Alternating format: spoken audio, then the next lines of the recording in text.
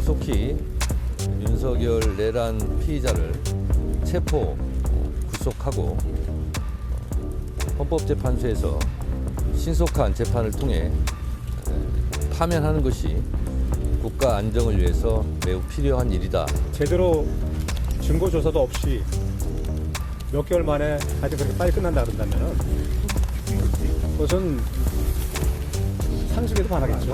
내란 사태는 변을 쓰지 않는 게 좋을 것 같고요. 우리는 생각이 다른 거니까. 계엄을 선포한 게 12월 3일인데 지금 한 달 지났습니다. 의견은 있어야 될 거 아닙니까? 왜 비상계엄을 선포했고 이렇게 군경을 투입한 이유가 뭐고? 서면이 상상 초월로 많습니다. 증거 자료까지 포함하면 너무 많기 때문에 여기서 한마디로 그냥 설명드리기가 좀 그러니까 곤란한 제 말씀은 대통령제 국가에서 이렇게 대통령이 고립된 약자가 되는 경우는 사실 저도 이번에 처음 겪어봤습니다. 말씀은 절차를 지연시키고자 하는 의도가 없다고 하시지만 사실상 절차를 지연시키고 있으신 거고 처음부터 끝까지 소송 지연을 갖다가 목적으로 한다고 말씀하시면 지연해서 저희가 얻는 게 뭐가 있겠습니까? 그렇게 왜곡하지는 않아주셨으면 감사하겠습니다. 네, 정치권에선 대통령 탄핵 심판과 관련해서 탄핵 소추 사유 중 하나인 내란죄를 처리하는 문제를 놓고 또 공방이 이어지고 있습니다. 두 분 모시고 자세히 짚어보도록 하겠습니다. 송영훈 전 국민의힘 대변인, 박창환 장한대 특임교수 나와 계십니다. 안녕하십니까? 그렇죠. 예. 헌법재판소의 탄핵 심판 얘기를 좀 하기에 앞서 이제 두 변호사분들과 두 양당 이제 소속 변호사들이니까요. 정파적인 얘기도 좀 들었습니다. 근데 이제 못다한 얘기가 좀 있어서 조금만 더 여쭤보겠습니다. 우리 송 변호사도 변호사시니까. 어제 그 체포 과정에서 이제 경호처는 삼중막을 쳤어요. 뭐 정문에서부터 맞고 중간에 이렇게 맞고 삼중막을 쳤는데 여기에는 군 수방사 이 출신 소방사 수색인 55 경비단이 있었고 경찰 소속인 101, 202 경비단이 있었습니다. 근데 처음에는 정문에서부터 이 55 경비단과 이 경찰 101, 202 경비단이 공수처 수사관들을 막는 것 같았어요. 근데 이내 정문이 뚫렸다는 표현인지 모르겠네요. 열렸다는 표현이 맞는지 모르겠네요. 그러니까 들어갔어요. 그래서 쭉 가다가 관저 앞 200m에서 이제 경호처 직원들하고 이제 공수처가 대치한 거잖아요. 얘기를 들어보니까 55 군 수방사 55 경비단과 경찰 102, 202 경비단이 열어줬다는 거예요. 근데 이 부대는 뭐 원소속은 군이고 원소속은 경찰이지만 경호처장의 지휘를 받게 돼 있잖아요. 근데 경호처장이 열어주지 말라, 물러나지 말라 이랬는데도 불구하고 국방부 장관 대행이 또 경찰 최고 수뇌부가 열어줘라 하니까 열어줬다는 거예요. 그러면 이분들은 경호처장의 지휘를 받게 돼 있는 이분들, 경호단장이라든지 이런 이분들은 경호처장의 지휘를 안 받았으니까 항명한 건지 아니면 원소속 부대의 지휘관인 국방장관 대행이나 경찰 최고 수뇌부의 명령을 들은 거니까 적법한 건지 이거 뭐가 맞는 거예요? 우리 법질서에 관해서는 시청자들께 정확한 정보를 전달을 해드려야 되니까요. 일체의 정파적인 입장을 빼고 법리적으로만 순전히 해설을 하겠습니다. 그 상황은 사실은 경호처장의 지시에 따르지 않았다고 해도 위법하지 않습니다. 왜냐하면 경호법 위반이 아닌 거예요? 법리적으로는요. 우리가 공무원은 상관의 위법한 명령에 복종할 의무는 없거든요. 그런데 지금 어쨌든 공수처는 긴급체포가 아니라 법원이 발부한 체포영장을 가지고 온 상황 아니겠습니까? 네. 그러면 영장에 의한 체포 시도를 저지하는 것은 공무집행 방해가 돼요. 폭행이나 협박에 의한. 그런데 이 공무집행 방해에서 말하는 폭행이라고 하는 것은 이른바 광의의 폭행, 그러니까 넓은 의미의 폭행입니다. 즉 직접 몸이 닿지 않아도 유형력의 행사하면 폭행에 해당을 해요. 가장 전형적인 경우가 출동을 하려고 하는 순찰차를 우리가 그 차 앞에서 팔을 벌리고 몸으로 막으면은 그게 폭행에 해당합니다. 공무집행 방해를 구성하는 그런 것이기 때문에 공수처가 체포영장 집행을 위해서 진입을 하는데 그것을 뭐 인위적으로 뭐 인간띠를 세우거나 해서 막아선다. 그러면은 물론 개별적인 상황을 정확하게 보고 구체적인 판단을 해봐야겠습니다만 대체적으로는 공무집행방해. 그것도 수많은 사람들이 함께 하면은 다중의 위력을 보인 것이기 때문에 특수공무집행방해에 해당할 가능성이 있어요. 그러면은 그런 것을 하라고 하는 위법한 명령으로 구성이 되기 때문에 여기에 따르지 않은 것은 위법하다고 볼 수가 없고 오히려 적법하게 됩니다. 경호처장의 명령을 듣지는 않았지만 항명이거나 위법하지 않다. 그러니까 제가 왜 이 질문을 드렸냐면 일부 언론은 이 상황을 놓고 대통령을 지키는 물리적으로 최후의 보루인 이 관전의 경호 인력이 대통령 말을 안 들었다. 경호처장 말을 안 들은 건 곧 대통령의 말을 안 들었다는 걸로 이제 확대 해석을 해서 고립된 윤 대통령 이렇게 이제 기사 제목을 뽑아서 쓰는 일부 언론도 있더라고요. 그러니까 군, 경호처에 파견가 있는 군과 경찰이 대통령 경호를 포기했다. 내지는 명령을 듣지 않았다. 이제 대통령을 혼자 남은 거 아니냐. 경호처 직원들과 경호처 그리고 대통령 이렇게만 남아 있는 거 아니냐. 고립된 윤 대통령 이런 식으로 제목을 뽑는 게 맞는 건가? 그러니까 지금 그런 언론의 의도는 저는 굉장히 명확하다고 봐요. 지금 대한민국이 무법천지고 극도의 혼란, 사법 질서가 무너지고 명령 체계가 무너지고 그래서 군경은 지금 대혼란 상태, 지휘 체계가 다 무너졌다. 예. 이런 상태가 오래되면 나라 망한다. 이것을 얘기하고 싶은 것 같아요. 그런데 저는 불법적인 명령에 거부한 게 결국은 우리의 헌법 정신과 민주주의를 지키는 하나의 시민으로서의 역할을 한 거다라고 봐. 이미 이런 사례가 불과 한 달 전에 있었습니다. 예. 12.3 개헌 때 당시에 위에 지도부, 대통령을 시작으로 해서 지도부에서는 뭐라고 명령을 내렸습니까? 총을 쏴서라도 국회의원들 끌어내라고 했습니다. 하지만 우리가 TV에서 바라본 707 부대원들은 어땠습니까? 총도 쏘지 않았고 적극적으로 명령을 수행하지 않았어요. 소극적으로 오히려 그 명령을 갖다가 사실상 거부한 거나 마찬가지거든요. 저는 그런 위법한 행동에 대한, 위법한 명령에 대해서 당시 계엄군이 사실상의 항명을 했기 때문에 우리의 헌법 정신과 민주주의가 지켜질 수 있었다. 그리고 이번 경호처의 지휘를 받지 않고 경찰, 외곽 경비를 썼던 경찰, 그다음에 안에서 이선 경비를 했던 55 경비단 같은 경우에 소극적인 대응을 한 거잖아요. 예. 그런 점에서 이거는 불법적인 명령을 거부하고 대한민국의 법치주의와 민주주의를 지키기 위한 행동이었기 때문에 향후에 이런 부분들은 우리가 123 개헌 때도 그런 얘기 했었잖아요. 야당에서도 그 당시에 명령을 거부한 군인들은 상을 줘야 마땅하다. 예. 그거는 민주주의라고 하는 우리 공화국의 기본 정신을 갖다가 지킨 것이기 때문에 마찬가지라고 알겠습니다. 예. 근데 이제 그 경호처 군이나 경찰이 경호를 대통령 경호 명령을 따르지 않았다고 해서 이제 고립된 윤 대통령 이런 식으로 이제 제목을 뽑은 언론이 있다고 했는데 또 다른 한쪽에서는 뭐 저희가 여론조사를 공식화해서 말씀 안 드리는데 일부 언론 보도를 보면 때리면 때릴수록 더 대통령 지지율이 올라간다. 이제 이런 기사들도 나옵니다. 맞아요? 이렇게 이제 더 보수층이 결집하고 더 대통령이 탄압받는 모습 내지는 대통령을 압박하는 모습이 나오면 더 이렇게 대통령 지지율이 올라가고 있는 그런 현상은 맞는 건가요? 일정한 범위까지의 결집은 가능할 수 있겠습니다만은 12월 3일 비상계엄 선포는 워낙에 엄중한 사태이기 때문에 예. 그렇게 결집을 한다고 해도 민심의 중앙값까지 이르기는 매우 어렵다고 보여지죠. 지금 뭐 제가 이 방송이기 때문에 여론조사 수치를 구체적으로 말씀드릴 수는 저희도 그걸 다 없습니다만 정확히 공개를 해야 되니까 그렇죠. 수치를 얘기할 수는 없어요. 그렇지만은 어쨌든 많은 국민들께서 이 비상계엄 선포는 대단히 잘못된 일이고 위헌적이고 위법적이다라고 하는 부분에는 공감을 하고 계신 것 아니겠습니까? 그러면은 그 계엄 선포를 마치 정당화하거나 합리화하는 듯한 그 오인을 받으면서 대통령을 두둔하는 것처럼 보이면은 일정한 그 집단의 유권자는 결집을 합니다. 그러나 결국에는 그것이 널리 저변이 확대되기는 매우 어렵다고 봐야 되겠죠. 그렇기 때문에 지금 국민의힘으로서는 빨리 윤 대통령과 단절하고 보수의 올바른 길을 되찾는 것이 중요한 과제입니다.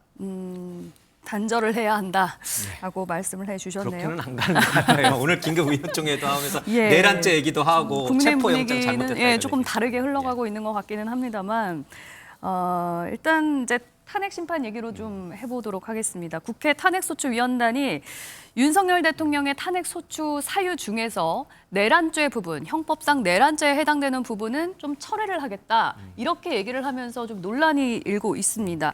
일단 취지는 내란 혐의는 이제 형법상의 문제이기 때문에 빼서 헌법에 위배된 문제만 심판을 해서 탄핵 심판을 좀 빨리 이뤄지게 해보자라는 것 같은데 국민의힘에서는 다른 의도가 있는 건 아니냐.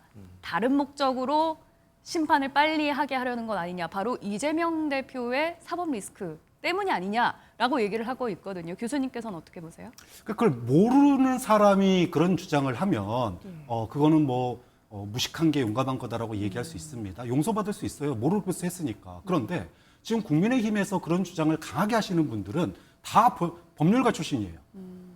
원내대표, 비대위원장, 그다음에 나경원 의원, 홍준표 시장 다 법조인 출신이잖아요. 예. 좋은 대학에서 법을 배우신 분들이고 실제로 법조인 생활을 오래 했던 분들입니다. 자, 이분들이 지난 박근혜 전 대통령 탄핵 당시를 본인들이 겪었던 분들이에요. 권성동 원내대표는 특히나 정말 말도 안 되는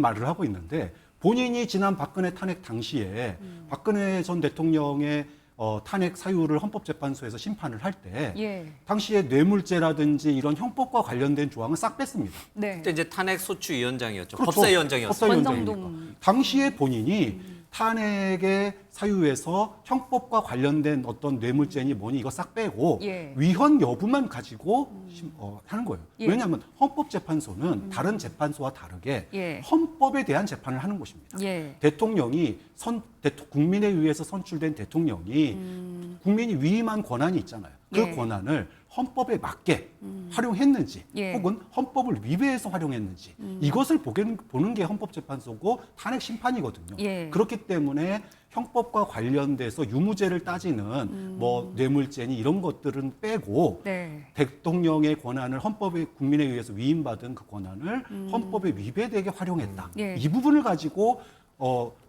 당시에 권성동 탄핵소추위원장. 현재 위원장이 예. 현재 원내대표가 그 당시에 그렇게 주장을 했는데 예. 민주당이 이번에 내란죄를 뺀 것도 똑같은 논리거든요. 형법상의 내란죄의 유무죄를 따지자는 게 아니고 예. 그것을 갖다가 헌법을 위반해서 국민이 부여한 권한을 헌법을 위반해서 계엄이라든지 여러 가지 한 그 자체 즉 위헌인지 아닌지 이 부분을 따지자라고 하는 걸 정리한 거잖아요. 예. 그러니까 본인이 과거에 했던 행동을 갖다가 예, 예. 스스로가 부정을 하고 아시는 분들이 그렇게 했을 때는 예. 이것은 결국은 절차상의 하자를 갖다가 부풀려서 예. 이미 헌법재판소에서 받아들여지고 판례로 남은 상황인데 예. 이거를 또다시 논란이 있는 것처럼 부풀리는 것은 예. 결국은 지금의 어떤 그 내란 행위에 대한 선전선동을 예. 계속 이어가겠다. 예. 이렇게밖에 아니, 보이지 근데 않는 거죠. 이렇게 처리할 거면 애초에 탄핵소추안 만들 때 그냥 위헌적인 부분만 하시지 왜 형법적인 내란죄는 왜 넣으신 거예요? 탄핵의 사유는 여러 가지가 있을 수 있습니다.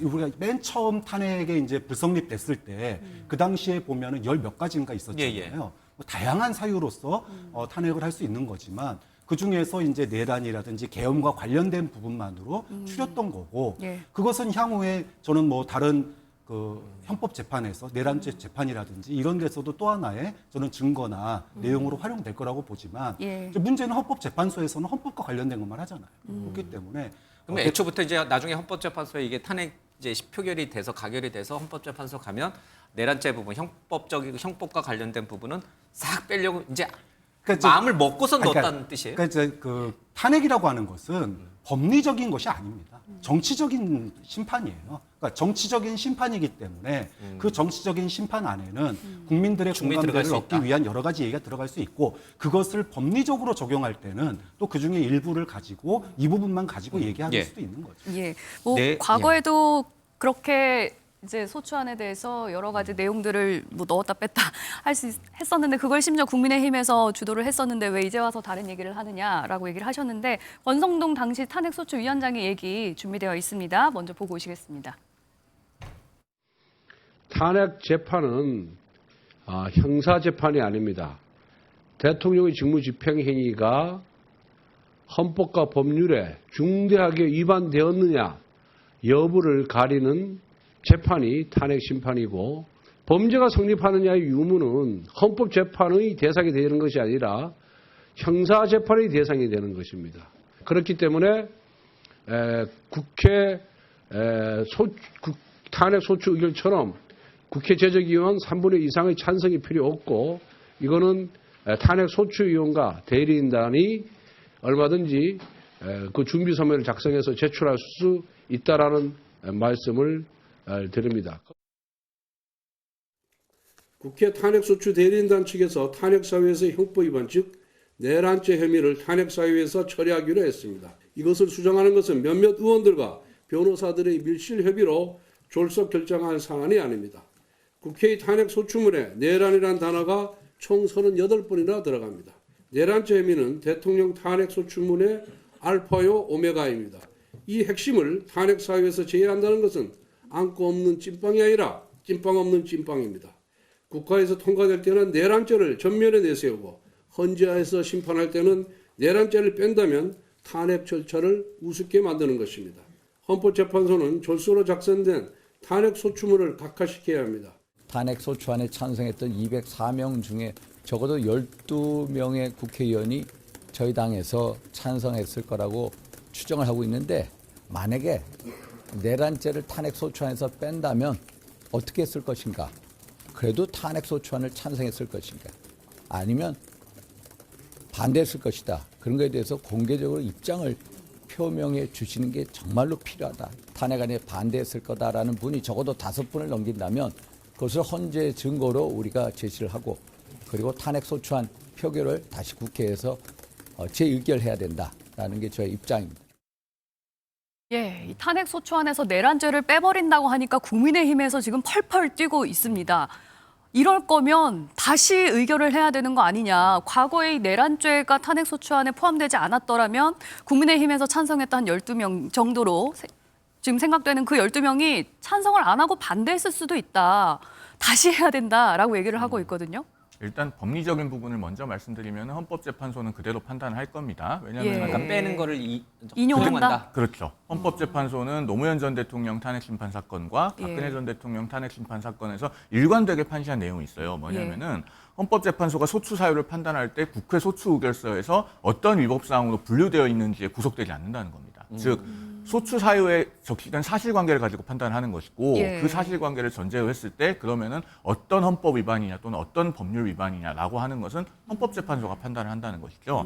그 라틴어 법원 중에 유라 노비트 큐리아라고 하는 게 있습니다. 예. 법은 법원이 안다라고 하는 것이거든요. 그러니까 사실관계에 대해서는 결국에는 그 소추위원들이 제시한 바에 대해서 그런지 아닌지를 판단하지만 그것을 법 적용을 어떻게 할 것인지는 헌재의 권한이라는 거예요. 다만 그렇다고 해서 민주당이 잘했다는 건 아닙니다. 예. 민주당은 앞선 2번의 탄핵 심판에서 이런 결론이 나왔다는 거 다 알고 있잖아요. 그 2번의 탄핵 소추에 모두 핵심적으로 관여했던 추미애 국회의원, 지금도 민주당에서 6선 의원으로 예. 당내 최다선 의원으로 있습니다. 그러면은 애초에 탄핵 소추안을 잘 정제된 내용으로 정확하게 썼어야죠. 예. 1차 탄핵 소추 때 무슨 가치 외교니 뭐니 해서 한미일 간의 그 긴밀한 외교적인 그 보조를 맞추는 것에 대해서까지 탄핵 사유로 적시하지 않았습니까? 네. 그런 부분들을 포함해서 굉장히 무성의하고 부주의하게 작성된 탄핵 소추안으로 인해서 예. 지금 다시 한번 탄핵 소추 사유에 대해서 재정리를 해야 되는 그런 상황이 이렇게 다시 나왔습니다. 재의결에 붙일 가능성은 없다라고 보시는 건가요? 일단 국회 소추위원단에 지금 국민의힘은 포함이 안 되어 있잖아요. 예. 야당으로만 예. 구성이 되어 있기 때문에 네. 소추를 취하지 않는 이상 다시 소추 의결할 방법이 없습니다. 현재. 알겠습니다. 네. 근데 가장 기본적인 질문과 궁금증. 탄핵 소추 사유에서 내란죄를 빼면 이게 윤 대통령 측에 유리한 거예요? 불리한 거예요? 유리한 것도 있고 불리한 것도 있고 그런 건가요? 저는 유불리에 있어서는 큰 차이가 없을 것으로 봅니다. 그래요? 다만 예. 탄핵 심판의 속도가 더 앞당겨지겠죠. 그거는 이제 불리한 거죠. 윤 대통령 측에서 보면. 그럴 수도 있고 그렇지 이재명 않... 대표 측에는 유리해지는 거고. 유불리라고 하는 거 유리하다고 말해야 되나? 조기 대선이 빨라질 수도 있으니까. 어쨌든. 유불리라고 이재명 하는- 측에서 아, 대표 측에서. 유불리라고 하는 것은 결국에는 결과를 갖고 예. 얘기를 해야 되는 것이고 시간이 더 걸리냐 덜 걸리냐를 유불리로 얘기할 것은 아니죠. 그래서 결과면에 있어서는 저는 큰 차이가 없을 것으로 보이고 다만 탄핵 심판의 속도는 조금 더 빨라질 개연성이 있다. 그렇게 보고 있습니다. 근데 탄핵 소추가 2개, 3개인 것과 탄핵 소추가 1개인 거는 대응하는, 방어하는 변호인단 입장에서 보면 여러 개 사안을 다 대응하려면 힘이 들잖아요. 그리고 그 셋 중에 하나만이라도 탄핵 사유에 해당되면은 인용이 나올 수도 있고. 근데 많이 줄어들고 딱 하나만 소추 사유로 남고 그래서 그거를 대응한다면 더 집중적으로 대응할 수 있고 그럼 변호하기 더 쉬워지는 거 아니에요? 결국에는 기초적인 사실관계가 동일하잖아요. 그리고 이것은 사실 헌법적인 평가의 관점에서 보거나 또는 형사적인 관점에서 보거나 핵심은 어디에 있냐면은 2024년 12월 3일 밤 10시 30분에 비상계엄을 선포할 당시에 우리나라의 전시사변, 기타 국가 비상사태와 같은 계엄을 선포할 만한 요건이 있었는지 그리고 그 계엄을 선포하기 위해서 필요한 국무회의 심의는 형식적으로나 내용적으로나 결국엔 절차를 준수한 것인지 또 국무위원회 부서는 있었던 것인지 이런 것들은 헌법적으로나 형사적으로나 사실은 공통된 중요한 쟁점입니다. 그렇기 때문에 저는 결과적으로는 유불리 면에 있어서 큰 차이가 없을 거라고 말씀을 드리는 겁니다. 예, 왜냐하면 대통령 측에서는 이렇게 얘기를 하고 있거든요. 탄핵 심판은 내란죄 성립을 토대로 한 것이기 때문에 내란죄가 성립되지 않는다면 탄핵 심판 자체도 할 필요가 없다. 비상계엄이라는 건 그러니까 비상계엄만 남는 건데 이거는 대통령의 고도의 통치적인 행위이기 때문에 사법부의 판단을 받을 필요가 없다라는 이제 주장, 논리들로 이제 대응을 할 수 있단 말이에요. 이건 어떻게 봐야 됩니까? 그러니까 헌법재판소가 뭐 하는 데냐라는 걸 봐야 돼요. 예. 헌법재판소는 권한 위임받은 권한을 행하는 데 있어서 헌법을 위배했는지, 즉 대한민국은 민주공화국입니다. 예. 그럼 민주주의 절차에 의해서 선출된 사람이 법과 헌법의 정신을 위배해서 그 권한을 사용했다라면은 예. 그것이 탄핵 사유가 되는 게 핵심인 거예요. 그것을 재판받고자 하는 게 헌법재판소이기 때문에 네. 구체적으로 그것이 내란죄냐 또는 개헌법을 위반했냐 안 했냐 예. 이런 어떤 그 형사법상의 유무죄를 따지는 것이 아니다. 예. 그래서 내란죄를 자꾸 뺐다 그러는데 내란죄를 뺀 게 아닙니다. 내란죄를 뺀 게 아니라 헌법재판소의 판결과 심판의 핵심 내용에 집중을 한 거다. 그렇게 봐야 되는 거예요. 지난 박근혜 대통령 탄핵 때도 마찬가지로 그래서 헌법 위반 부분을 집중적으로 따졌던 거고 이번 윤석열 대통령에 대한 탄핵 심판도 계엄과 내란에 있어서 그 권한을 행사하는 데 있어서 예. 헌법을 위반했는지 이 부분만 집중적으로 따지는 곳이기 때문에 그것만 구성한 거지 내란죄를 뺀 게 아니다라는 부분을 다시 한번 말씀드립니다. 예. 얘기를 조금 이제 튀는 얘기 같긴 한데 지금 헌재 재판관제 3명 중에 2명을 최상목 권한대행이 임명을 했잖아요. 그래서 이 임명이 적법한 거냐, 적법하지 않은 거냐, 월권이냐, 월권이 아니냐를 가지고서 이제 굉장히 논란도 많고 또 윤 대통령 측 변호인단에서는 이 문제와 더불어서 한덕수 총리에 대한 탄핵 의결이 적법한 거냐 아니냐 이것부터 먼저 대통령 탄핵 심판보다도 먼저 이것부터 빨리 심판해 줘라.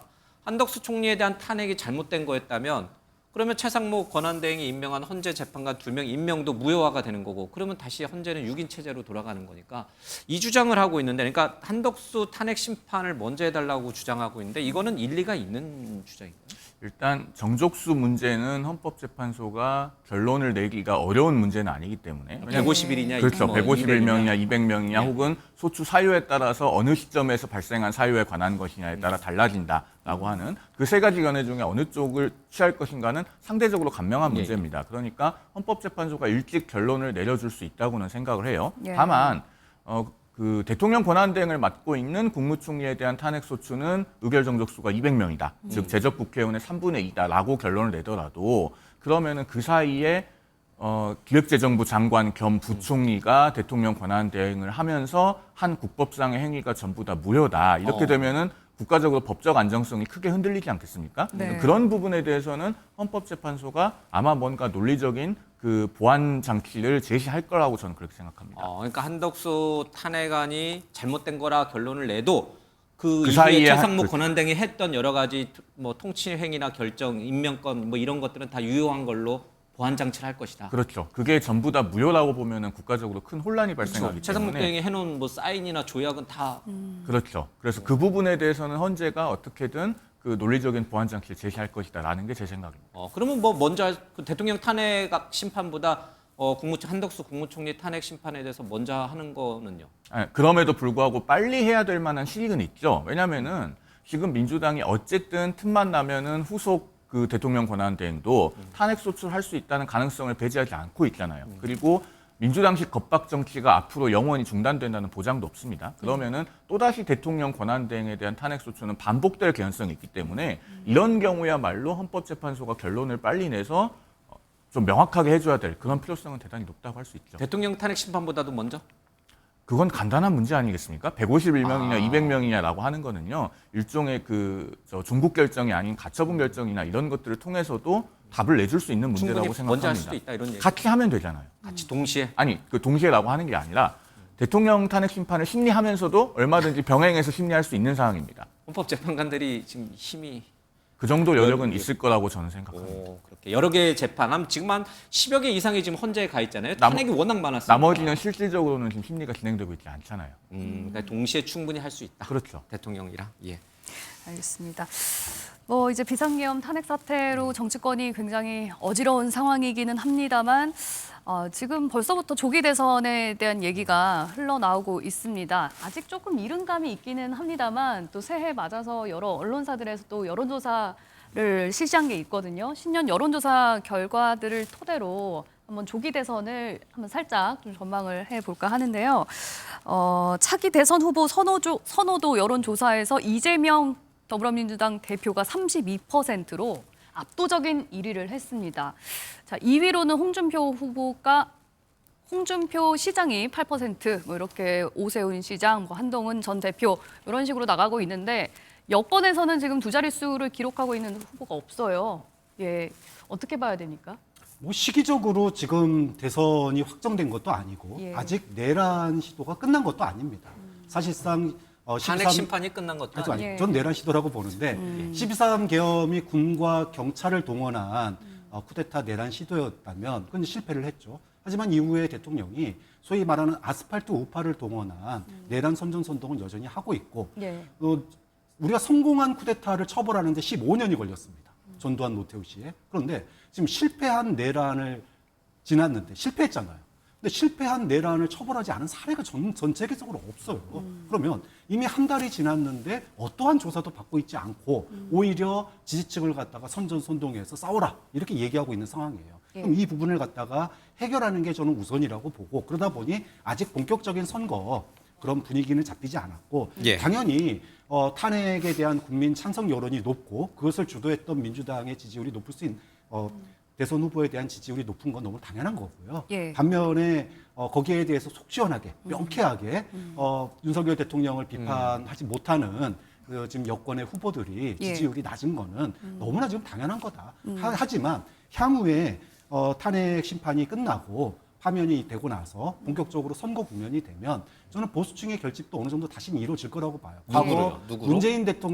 문재인 대통령이 당선됐던 그 박근혜 탄핵 이후에 대선 과정을 보더라도 네. 그 당시에 탄핵이 됐다고 그래서 민주당 후보인 문재인 후보가 지금 이재명 후보보다 비호감이 그렇게 높은 사람이 아니었거든요. 예. 그럼에도 불구하고 보수층의 결집이 30%가 넘었었습니다. 예. 그렇게 본다면은 지금의 보수 후보들의 이런 그 열악한 지지율이 예. 뭐 계속 유지될 예, 거다 예. 이렇게 보기는 어렵죠. 네. 그러니까 이제 탄핵 심판이 어떻게 날지 인용이 될지 기각이 될지 뭐 각하가 될지 잘 모르겠습니다만은 만약에 보수층의 결집이 이루어진다 그러면 누구로 결집하냐는 거예요? 홍준표, 한동훈, 오세훈? 지금 단계에서 알 수가 아니면 없죠. 제3의 인물? 다만 분명한 것이 몇 가지가 있습니다. 첫째, 상중의 상속을 논하는 듯한 부적절한 태도를 취하는 정치인이 있다면은 그 정치인이 아마 보수층의 여망을 받기는 어려울 겁니다. 지금 시점에서 쉽게 말하면 저런 그 대선 출마나 이런 가능성을 쉽게 시사할 만한 타이밍은 아니라는 것이죠. 아직 탄핵 심판이 종료되지도 않았는데요. 그 다음에 두어 가지 갖춰야 될 조건이 또 있습니다. 일단은 이번 만약에 조기 대선이 발생한다면 민주당의 가장 유력한 전략은 국민의힘을 이른바 계엄동조당 이런 걸로 몰아붙이는 프레임 씌우기가 될 겁니다. 그러면은 그 계엄동조당이라고 하는 프레임으로부터 자유로운 후보일수록 대선에서 선전할 가능성이 높아집니다. 그럼 오세훈, 한동훈이네. 홍준표 그다음 대표는 그다음 지지했으니까. 그다음에 지금 현재 이제 12월 3일 비상계엄 선포라고 하는 사태에 다소 가려져 있습니다만 상원지검에서 그 명태균 씨 이른바 황금폰이라고 하는 그 휴대전화에 있는 녹음 파일 15만 5천 개 계속 선별해서 그 분류하는 작업들을 진행하고 있을 겁니다. 예. 그러면은 그 소위 명태균 리스트와 관련해서 이름이 오르내리고 있는 분들 오세훈 그 사법 제거 리스트 같았네요. 그 사법 다 리스트 빼면 한동훈 예. 대표. 그 사법 리스트로부터 자유롭다는 점이 확인이 돼야 됩니다. 그렇지 예. 않으면은 나중에 대선 국면에 들어가서 과거에 이재명 전 대표가 김문기 고 성남도시개발공사 개발 1처장을 모른다. 그리고 골프도 친 적이 없다라고 했다가 허위사실 공표로 처벌을 받고 지금 큰 곤욕을 치르고 있지 않습니까? 마찬가지로 명태균 씨와 예. 이러한 관계가 없다, 저러한 관계가 없다라고 했다가 만약에 그것이 허위사실 공표로 드러난다면 국민의힘도 434억 원을 반환해야 되는 아주 어려운 상황에 처할 수 있어요. 그런 예. 부분들을 이제 당원이나 지지층도 인식을 하고 있기 때문에 예. 결국은 명태균 리스트로부터 얼마나 자유로운 자유로운가 하는 부분도 예. 향후에 관건이 될 것이다. 딱 떠오르는 사람이 한동훈 전 대표인데 그러니까 모든 걸 다 제하고 수렴되는 인물은 이제 한동훈 교집합 안에 있는 이제 인물이. 전 대표밖에 예. 없는 것 같습니다. 근데 이제 지금 뭐 가능성 차원에서만 얘기하자면 뭐 김경수 전 지사도 있고 뭐 지금 한덕수 총리, 최상목 지금 권한대행 또 심지어 우원식 이창용 의장도 한국은행 총재까지 보수권에 이제 차기 잠룡으로 막 얘기하시는 분들이 있더라고요. 정확히는 모르겠어요. 조기 대선이 열릴지도 잘 모르겠고. 그 그러니까 좀 지켜보죠. 문제는 저는 뭐 국민의힘 후보에 대해서 네. 지금 예단하기 어렵다고 보는 게 뭐냐면 지금 이제 주요 후보 가능성이 높으신 분들 여러분들 지금 언급하셨잖아요. 그런데 현실적으로 뭐 지금 이제 소위 말해서 윤석열 대통령과 어느 정도 선을 그은 사람들은 당내 경선을 통과하기가 어렵고 당내 경선 통과가 가능한 분들은 또 탄핵 이 내란의 바다에 빠져 있고 예. 이게 좀 예. 어려운 것 같아요. 알겠습니다. 자, 오늘 말씀 여기까지 듣도록 하겠습니다. 뉴스와이드 마칩니다. 시청해주신 여러분 고맙습니다.